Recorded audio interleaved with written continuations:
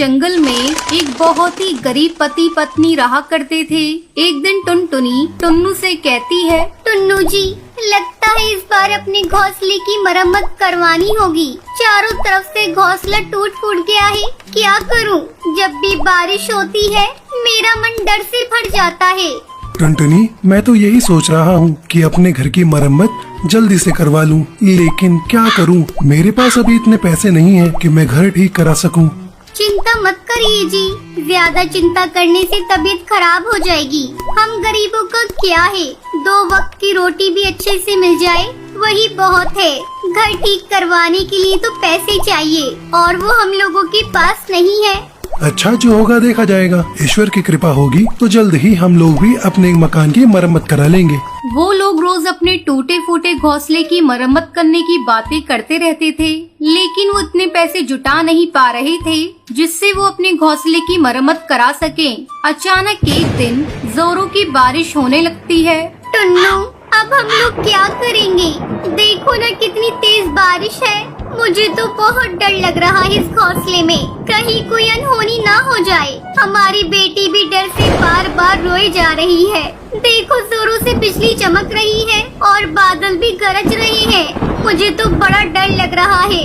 टुनटुनी, डरो मत, जरूरी सामान बांध लो और चलो बारिश रुकने तक भाई के घर चलते हैं। उसका घर पक्का है, वहाँ किसी बात का डर नहीं होगा। हाँ जी, आप बात तो सही कह रहे हैं। लगता है हमें भैया के घर ही चलना पड़ेगा, वही ठीक रहेगा। यहाँ रहने से तो अच्छा है। बेटी उठ, चल ताऊ जी के यहाँ चलते हैं।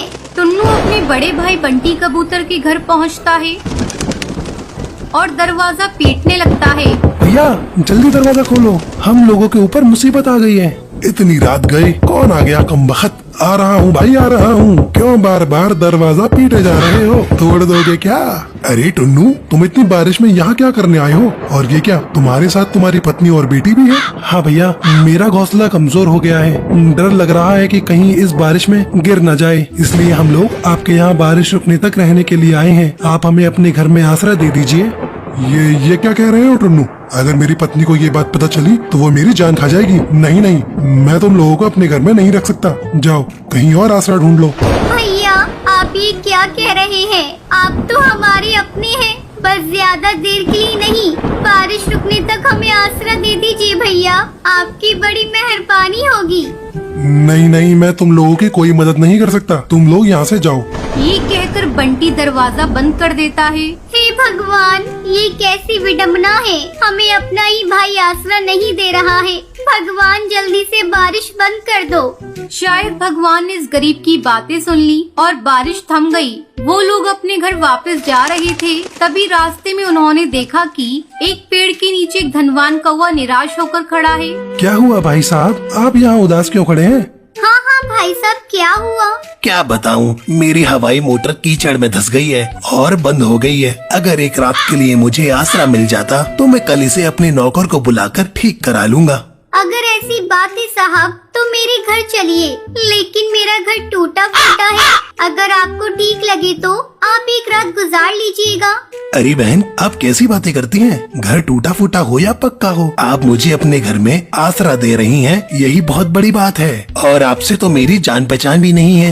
ये कहकर फिर वो सभी टुनटुनी के घर की तरफ उड़ जाते हैं और कड़कनाथ सेठ एक रात टुनटुनी के घर गुजारता है और अगले दिन जाते समय वो कौवा टुन्नू को अपना कार्ड देता है।